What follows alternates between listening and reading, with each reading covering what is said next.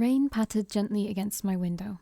I gazed down at the distant city streets where the wet pavement glistened with the reflection of endless nights. I feel like my voice is still a little bit gone, even though I'm starting on a new day. A little while ago, I'd awoken to the soft sound of a storm. Somehow it made the world seem so peaceful, calm and drowsy, entirely different from the bristling tension that had filled the past few days. Listening to the rain almost made my body tired, and my tired body want to drift back to sleep. I'm extremely tired as well. Ring, ring. Marcus? I don't remember what happened, actually. I feel like I went to sleep and then my brain was like, to stop you being even more depressed, I'm gonna make you forget. It'll come to me, though. The phone interrupted my thoughts, snapping me back to the moment. I reached over to pick it up, but as soon as I held the receiver to my ear... Oh, this is Charisse, right? Yeah. Valkii. Charisse's voice hissed out at me. I am coming up to your room now. Alright. The line abruptly went dead. Yeah, we're getting near the end now. She sounded much, much angrier than I'd ever heard her before. Apparently, my peaceful night wasn't destined to last very long. A few minutes later, my door rattled with 3 vehement knocks. Are you mad? I forget. The second I opened it, Charisse strode past me, silently storming her way inside my room. She radiated fury, even though her expression looked dangerously calm. Could I get you something to drink? Charisse gave me a silent, bitter look. I had a feeling that anger wasn't the only emotion swirling inside her right now. Two of my agents were killed tonight. When she finally managed to speak, her voice trembled slightly. Not from spying, not from venturing into enemy territory, they were off duty. They hadn't even left Hollywood, but they were picked off, attacked in an alleyway as they left to see a movie together. I'm sorry, Charisse. Apologies won't bring them back from the dead. She scowled at me harshly, as if I was somehow responsible for what happened.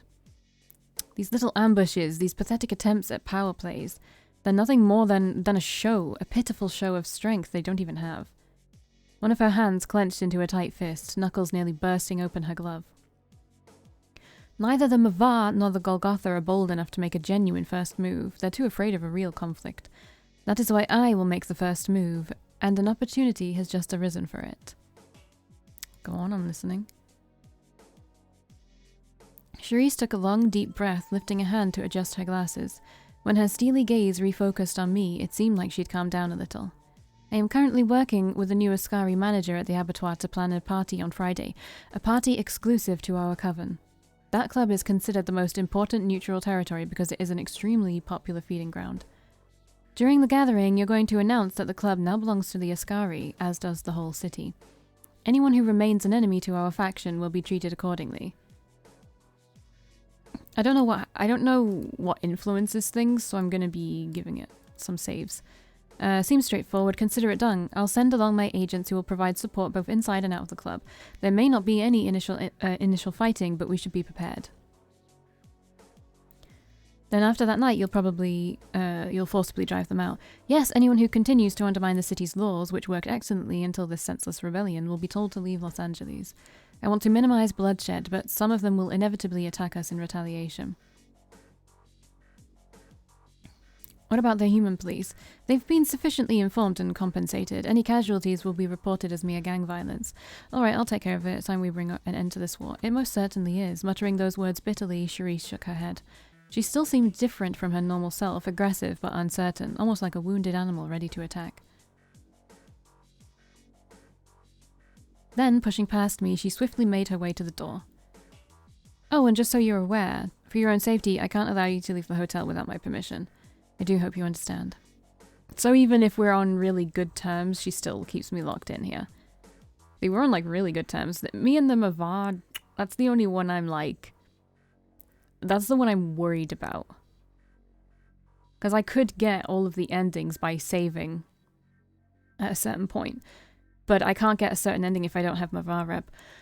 She closed the door without letting me reply, although her words didn't leave much room for argument. And with that, I was imprisoned in the hotel. Charisse said the party would happen Friday, but today was only Wednesday. I'd have to deal with being leashed here until then, kept inside my luxury prison. I glanced outside my window where the moon and dark clouds seemed closer than the distant streets below. For once, I didn't feel hungry at all, only isolated. I had no idea how to reach Marcus. After everything that happened recently, it seemed like he'd practically abandoned his shop. There was someone else I could talk to, though. I don't want to talk. I don't want to talk to him. I've talked to him before. It's just weird. I sank down onto my bed, staring at the wall with a strangely numb sensation. For a moment, I felt the same way I did my first night all alone in this empty room. It didn't matter that I'd already seen unimaginable things or survived some of the darkest parts of Hollywood. The coming days still felt like the most uncertain I'd ever see ahead of me.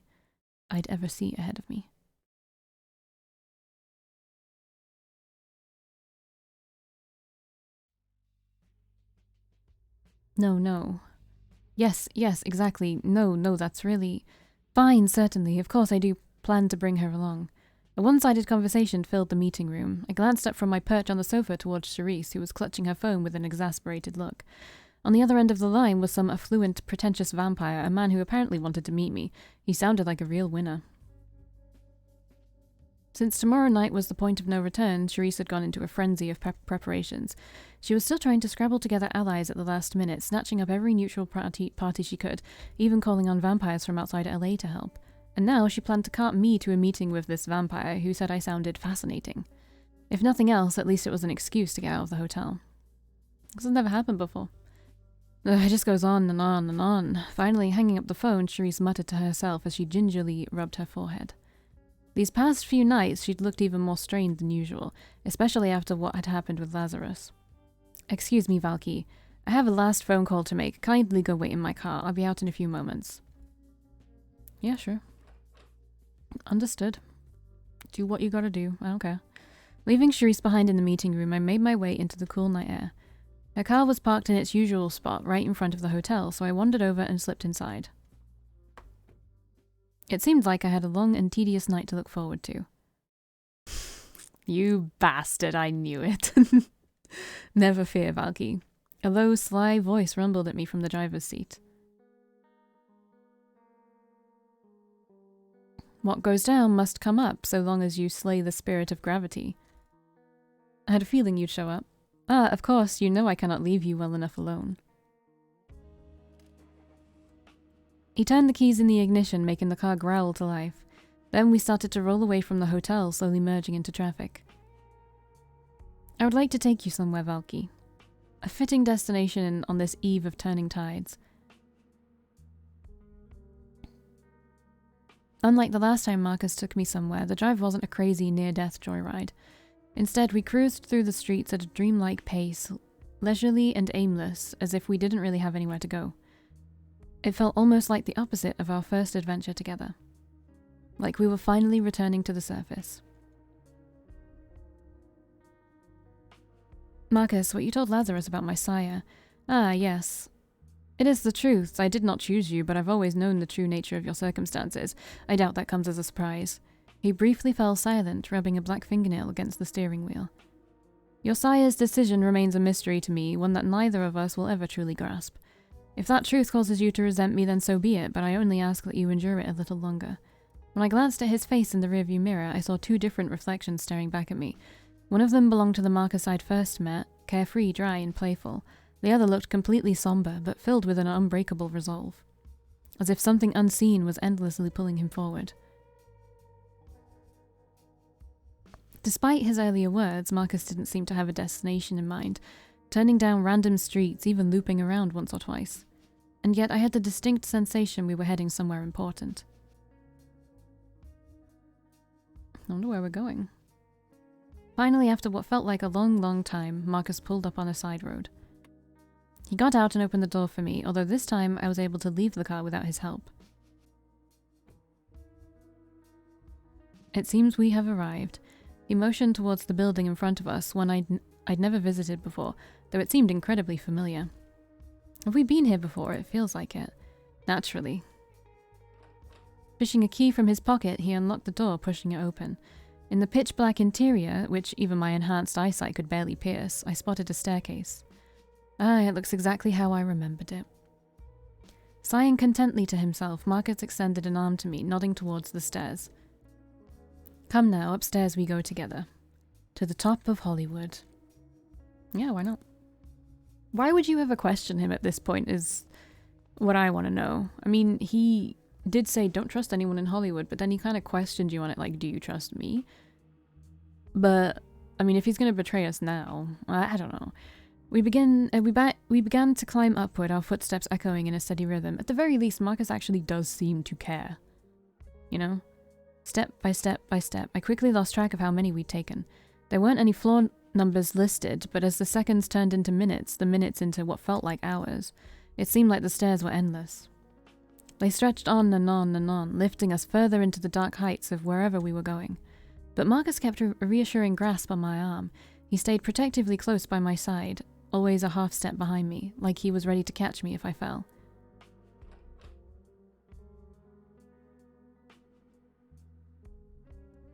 After what felt like an eternity, we stepped out of the darkness. The door opened to a towering rooftop, a view that overlooked all of Hollywood. It was beautiful, and bitingly cold. Rather nostalgic, wouldn't you say? Marcus slowly stepped up to the rooftop's edge, his coat fluttering in the wind. From up here, it almost looks like space. So close to humanity and yet so far away, a search for life among the stars. So this is where we were in the dream, right? I approached his side, gazing down at the almost surreal view. Far below us, the city sparkled brightly, just like it had in my dream.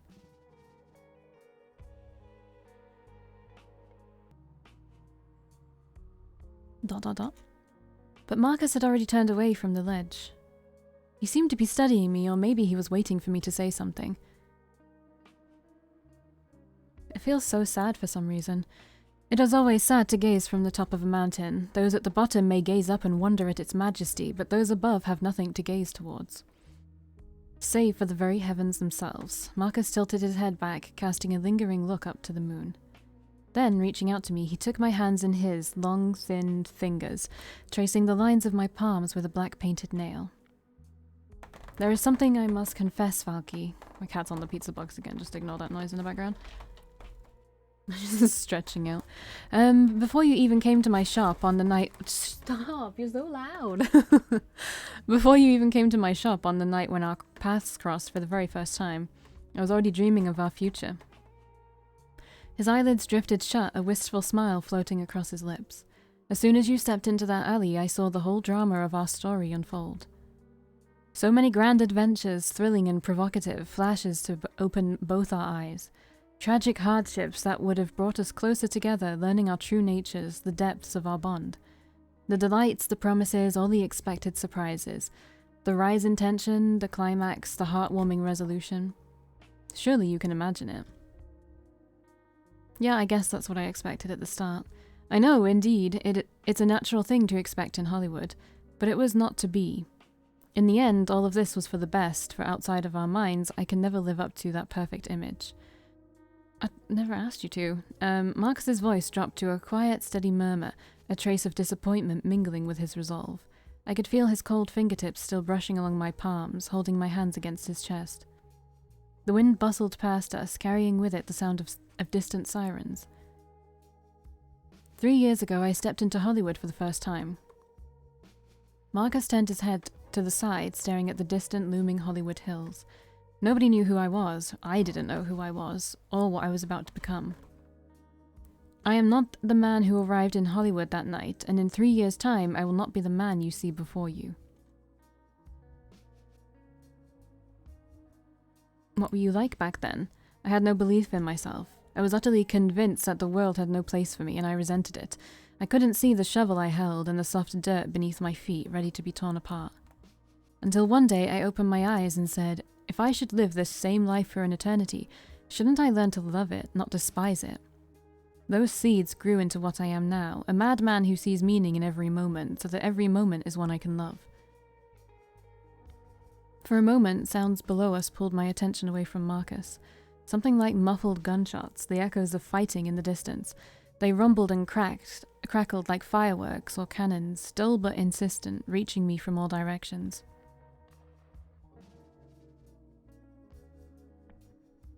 Valkii.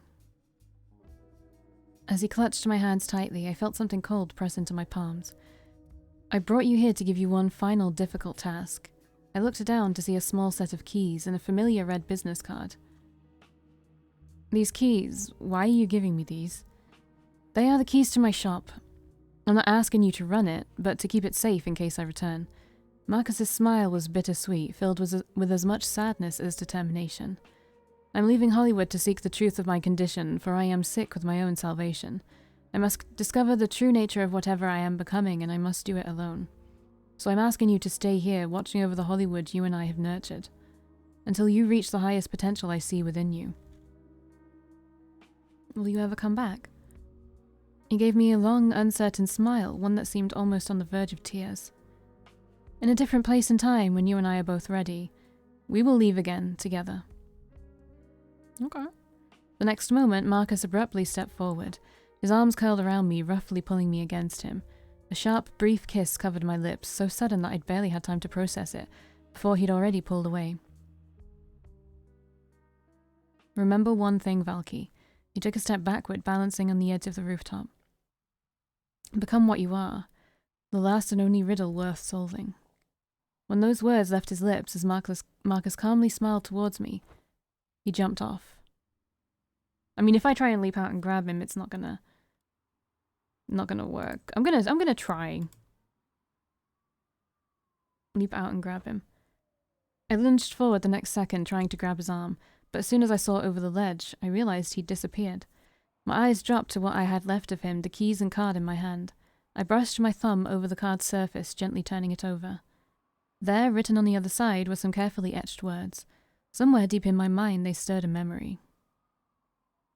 Where I end, you begin. You didn't have to leave for me to begin. Oh. I'm trying not to get emotional. The next night, I woke up with a knot in my stomach. It was a sharp, gnawing feeling that wouldn't go away, not even as I climbed out of bed to get dressed. That feeling was... excitement. Why the fuck not? I didn't know what was going to happen, but an eager anticipation squirmed inside of me. Tonight would be a turning point for all of the vampires in LA. And I'd be the one to start the fire. I just hoped the fire wouldn't scorch me too. When I finally prepared myself physically and mentally, I decided it was time to go. I made my way to the door, stepped outside, and gave my room a final long look, yeah. I glanced back at the empty room. For a moment, I travelled back in time to my first night when I'd stood in a daze on this very spot. Now here I was, about to leave for what might be the final time. But there was no point dwelling in nostalgia. Time to go. Downstairs in the lobby, Charisse's agents were waiting for me. From their tight-lipped, intense stares, they seemed to feel more anxious than I was.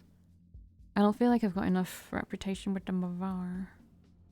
We took several cars to the abattoir, leaving at slightly different intervals in case we were being watched.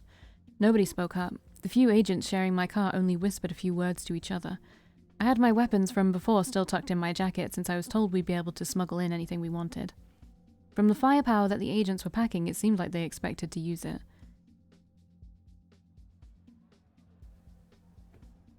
We pulled up a block away from the abattoir, and I followed the agents towards the front entrance. I noticed a few humans trying to get inside the club, only to get swiftly rejected by the bouncers. But as soon as we approached, they let us inside, swinging open the door with a foreboding creak. After I do these endings, I'm gonna have to do Randall's. Maybe it'll make me like him. He's definitely by like a furthest thing like from my type. I don't like aggressive men.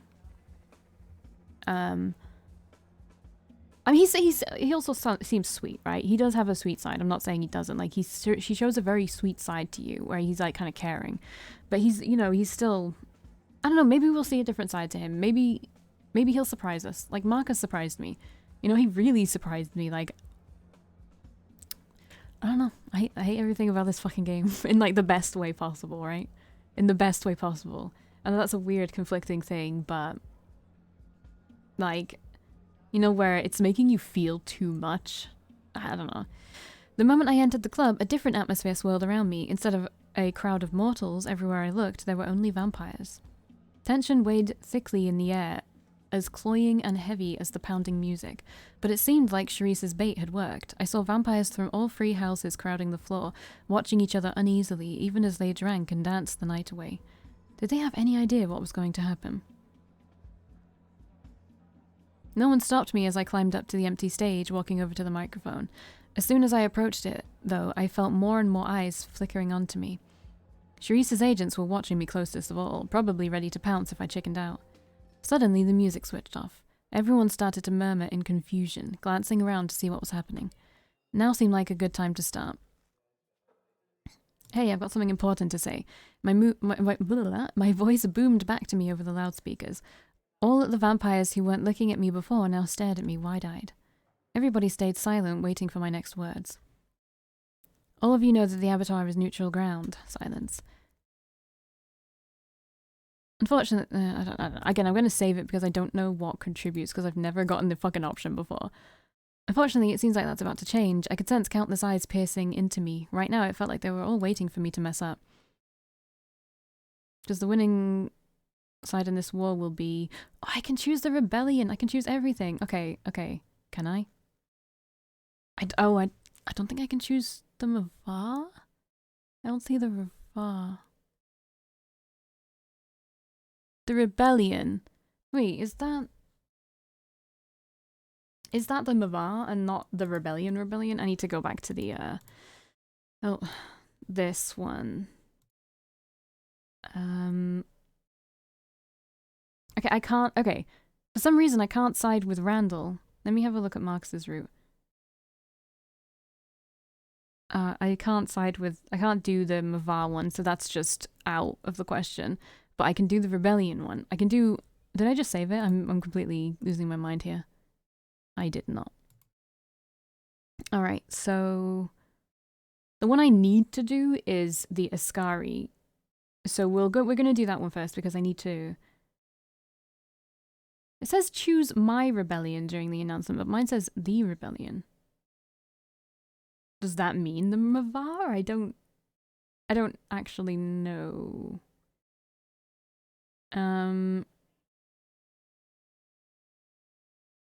Well, okay. So I'm just gonna, for now, side with Sharice. Sharice. The next few seconds felt frozen in time. Nobody moved. As if they were waiting for somebody else to move first. Just as I started to wonder if my microphone had turned off. Because that is the one I'm supposed to do. Yeah, side with Sharice at the announcement. And it requires Markus 3, which is this one. Okay. All hell broke loose. Some of the vampires charged towards me, but another group leaped onto them, shooting and clawing at them. The Ascari weren't the only ones who'd smuggled in weapons. Another throng of people raced for the exits, shoving each other to escape. Oh, this feels good. Helter-skelter, baby, look out. Bodies were already falling to the floor, both dead and alive. Not wanting to be next, I jumped off the stage towards safety. Wait, I see her. She's over there. Get her.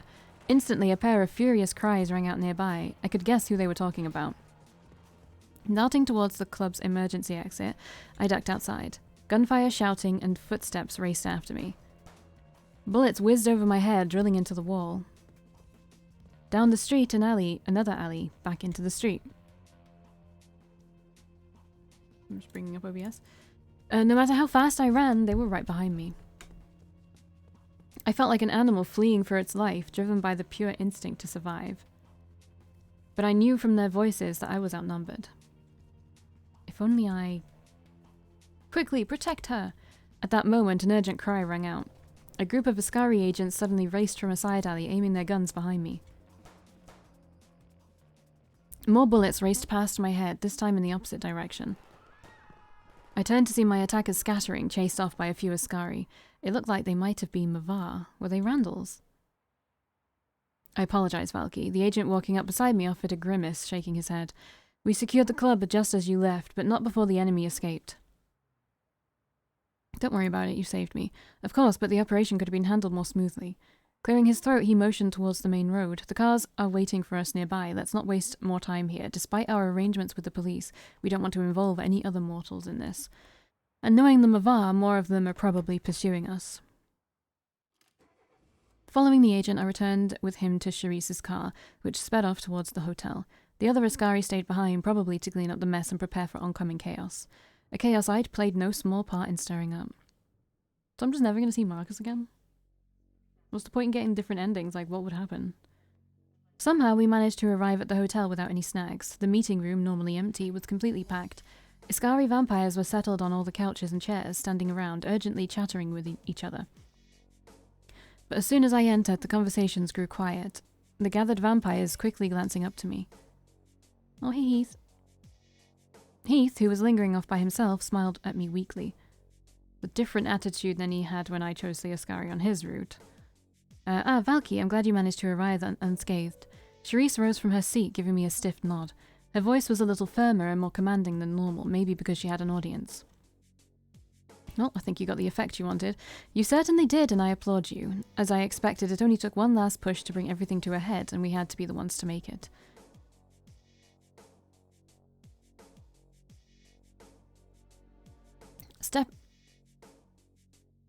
I'm not siding with Randall, so that had to be my rebellion, right? I'm trying to think.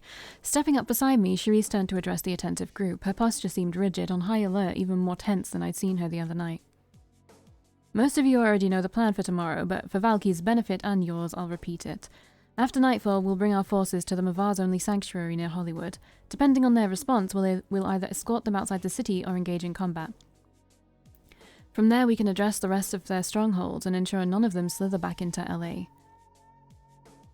Yeah, I'm a Golgotha, like, what about the Golgotha? If you would let me finish. Alright, chill out. I've reached out to Andre, who says he'd be willing to make a last-minute compromise. In exchange for some capital and a promise of safety, they'll leave the city without joining the conflict. That is, if you'll pardon my candor, the most foolish idea I've ever heard. From across the room, a refined-looking man suddenly called out to us. Excuse me, Dante? We all know how ruthlessly self-serving Andre is, don't we? He's probably already offered the Mavar a similar compromise. To think that he wouldn't betray us is pure idealism, Charisse, and quite unlike you. Charisse seemed to twitch slightly, her eyes narrowing at his remark. Beyond that, I think quite a few of us would find it cathartic, shall we say, if Andre had a permanent home in his graveyard. Wouldn't you agree, Valkii? No, it's worth trying to compromise, I'm saying that this time. Oh? Dante raised his eyebrows at me, offering a provocative tilt of his head. I don't need to worry about reputation anymore, bitch. Care to elaborate why we'd take such an unnecessary risk? Andre may be self-serving, but he wouldn't lie to us. I'm sorry to disappoint you, but years of evidence point to the contrary. Andre deals in half-truths and outright lies. If he thinks another lie will earn him a victory, he's not going to hesitate. A few murmurs drifted around the room, most of the Iskari nodding in agreement. If that's the popular opinion, then it's my obligation to represent it. We won't negotiate with the Golgotha, and so we must prepare to deal with them tomorrow as well. Some scattered applause followed Charisse's statement. I noticed Dante studying me from his chair, stroking his thumb thoughtfully along his lip. Fuck you, Dante. What a lame name. Like, oh, can you be more of a vampire, dickhead? Finally, there is one last matter we must discuss. Let us decide how we'll deal with the remaining rebels, as well as Andre and Randall. Charisse's attention shifted from the group to rest on me, her eyes grim and intense. We were debating this before you arrived, Valkii, but our votes were too divided. As someone who's spent time with all the three houses and their leaders, I think you're qualified to break the stalemate. How do you believe we should proceed when the conflict's over? We can force the remaining vampires to join us or leave, put the leaders on trial, or authorize the use of deadly force against them. Take their lunch money. Let them all join us or leave the city. And you're certain of this, Valkii? Yes, it's what we have to do. I'm just being more, like, sure this time. As soon as I replied to Charisse's question, the gathered Iskari started to murmur in both approval and disagreement, but even the ones who disagreed didn't offer any protests, only shooting me a few dirty looks. Charisse's expression didn't betray what she thought of my choice. She only gave me a sharp nod, adjusting her glasses with a steady exhale. Then everything is settled. Tomorrow we'll begin restoring Los Angeles to a safe place for our kind. The clamour settled down, all eyes returning to Charisse. A final word of note, the hotel will be heavily guarded tonight, even throughout the day. I don't recommend attempting to leave for all our safety. I've instructed the guards to refuse anyone entry or exit. Your rooms have all been prepared, so please enjoy a restful sleep, knowing you have all supported the right choices for LA's coven. Well, I chose it because I needed to. I would like to choose something different. For once, because I feel like I always choose the Iskari.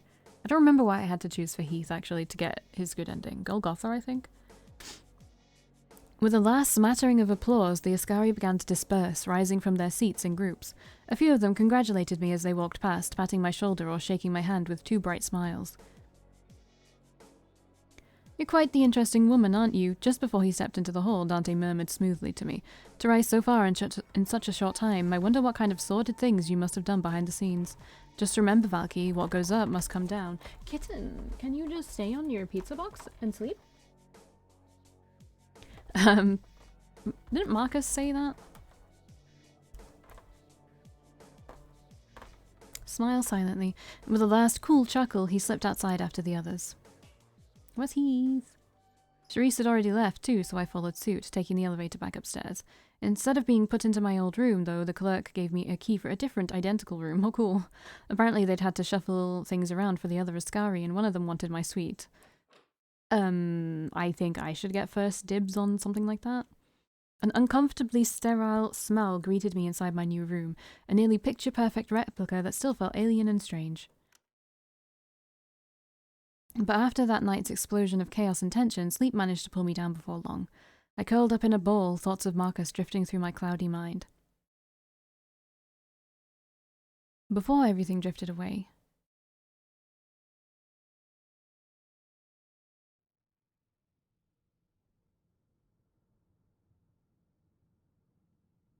Okay.